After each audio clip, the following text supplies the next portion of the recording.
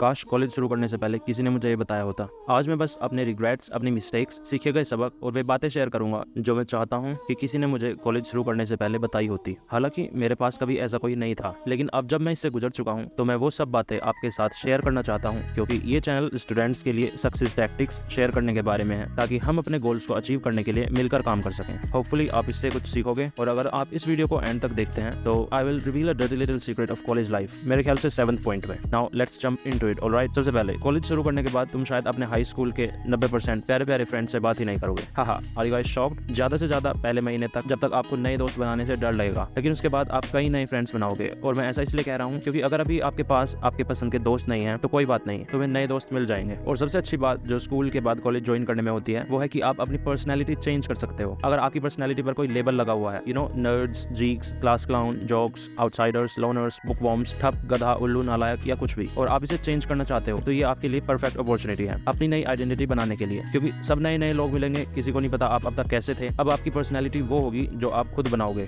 और जैसे लोगों को आप फ्रेंड्स बनाओगे। लेकिन याद रखना, आने वाले कम से कम 3 से 4 साल तक ये पर्सनैलिटी आपके साथ अटैच रहेगी और आपके करियर पर भी इम्पैक्ट डालेगी, और ऐसा ना हो कि बाद में आपको पछतावा हो। तो इसलिए आप कैसे लोगों के साथ उठ बैठ रहे हो, कैसे लोगों से अपने आप को सराउंड कर रहे हो, चूज दैट वाइजली। अब थोड़ी सी पढ़ाई के बारे में बात कर लेते हैं। तो सेकंड पॉइंट है, हर चीज पर ढेर सारे नोट्स लें। फर्स्ट ऑफ ऑल, क्लास में नोट्स लिखने से बाद में पढ़ने का टाइम बहुत कम हो जाता है। जहां बाकी लोग एग्जाम के टाइम पे मटेरियल ढूंढने में लगे रहेंगे, बुक्स पे बुक्स ढूंढते रहेंगे, वहां you will have everything laid out. In fact ज्यादातर केसेस में तुम्हारे नोट्स तुम्हारी बुक्स से ज्यादा वैल्यूएबल होंगी। दूसरा, क्लास के टाइम नोट्स लिखने से चीजें तुम्हारे दिमाग में ज्यादा अच्छे से एब्जॉर्ब होंगी और तुम्हें उनके बारे में गहराई से सोचने और उन्हें प्रैक्टिकली अप्लाई करने का मौका मिलता है। गुड स्टूडेंट्स किसी हिस्टोरिकल इवेंट की डेट पर मल्टीपल चॉइस क्वेश्चन कर सकते हैं, लेकिन ग्रेट स्टूडेंट्स केवल डेट्स रटने के बजाय प्रेजेंट सोसाइटी पर उस हिस्टोरिकल इवेंट के इंपैक्ट्स पर ज्यादा अच्छे से लिख सकते हैं। सिमिलरली, एक कंप्यूटर साइंस स्टूडेंट प्रोग्रामिंग आसानी से कर सकता है, लेकिन एक बेस्ट कंप्यूटर साइंस स्टूडेंट वो होगा जो उस प्रोग्रामिंग से एक real life world problem solve कर सकता है। तो जितने भी लोग कहते हैं या कहेंगे नोट्स में टाइम वेस्ट मत करो, डिच देम। या तो वे पागल हैं या वे आपका पागल बना रहे हैं। नंबर 3, प्रोफेसर्स जो बता रहे हैं उसे सीधा एक्सेप्ट करने के बजाय क्वेश्चन पूछें। जिज्ञासु होने और आवश्यकता से अधिक सीखने की चाहत ने मुझे अपने पीयर्स की तुलना में स्टडी मटेरियल को ज्यादा गहराई से समझने में मदद की। अपने प्रोफेसर्स के साथ उनके फील्ड में अपने पर्सनल इंटरेस्ट के बारे में बात करने के लिए क्लास के बाद रुको, उनसे गहरे और थॉटफुल सवाल पूछो। वे इसके लिए आपको रिस्पेक्ट करेंगे। और क्योंकि कॉलेज में क्लासेस का साइज बड़ा होता है तो अपनी इमेज बनानी मुश्किल हो जाती है, लेकिन आप क्लास के बाद रुकेंगे तो प्रोफेसर्स के सामने आपकी इमेज भी अच्छी बनेगी। नंबर 4, से यस। अपनी लिमिट्स क्रॉस करो, उससे ऊपर और परे जाओ। बहुत से लोग ऐसा दिखावा करते हैं जैसे कि उनकी प्लेट में बहुत कुछ है, लेकिन ईमानदारी से कहूं तो मुझे लगता है कि लोग ज्यादा क्लब्स, ज्यादा क्लासेस और ज्यादा गेम्स में पार्ट ले सकते हैं। इनफैक्ट ज्यादातर लोग जो ऐसा दिखावा करते हैं उनका ज्यादातर टाइम बैठकर बात करने में ही जाता है। स्कूल में मैं भी हमेशा उतनी ही चीजें करता था जितनी मुझे नीड थी, but this is college, you are free now. अब सिर्फ उतना नहीं करना जितने की जरूरत है, अब वो करना है जितना आप चाहते हो और जितना आप कर सकते हो। नीड्स तो कोई भी एवरेज इंसान पूरी कर सकता है, लेकिन वांट्स वही फुलफिल कर सकता है जो एवरेज से ज्यादा करे। अगर किसी क्लब को किसी प्रोजेक्ट के लिए सेक्रेटरी या वॉलंटियर की नीड है तो टेक दैट अपॉर्चुनिटी। आप पढ़ाई के बारे में काफी बात हो गई, क्लासेस के बारे में भी, अब बात करते हैं एक्सपीरियंस की। तो आप मेंटली, स्पिरिचुअली एंड फिजिकली खोया हुआ महसूस करेंगे। कभी कभी आपको लगेगा हु एम आई, क्या चाहता हूँ मैं जीवन से, मैं यहाँ क्यों हूँ, व्हाट इज माय गोल।